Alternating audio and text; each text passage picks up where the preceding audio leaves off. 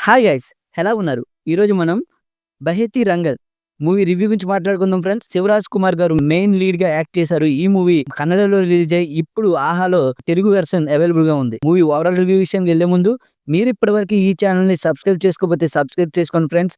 మీరిచ్చే ఒక్క సబ్స్క్రిప్షన్ నాకు ఎంతగానో హెల్ప్ చేస్తుంది. Please friends.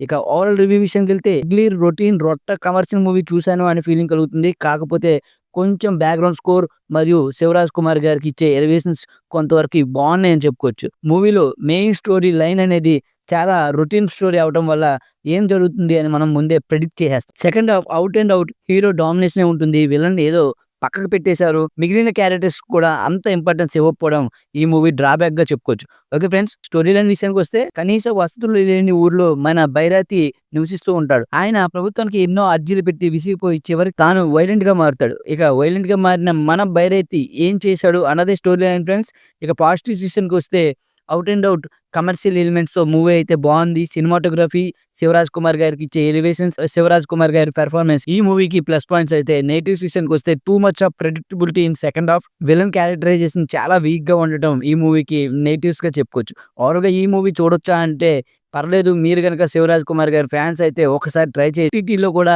రాడ్ మూవీస్ దింపడంలో ఆహా తర్వాత ఎవరైనా అని చెప్పుకోవచ్చు. ఈ మూవీకి నేను ఇచ్చే రేటింగ్ 2.25 ఔట్ ఆఫ్ 5 ఫ్రెండ్స్. మీరు గనక నా రివ్యూ నచ్చినట్లయితే లైక్ చేయండి, షేర్ చేయండి, సబ్స్క్రైబ్ చేయండి. Thank you.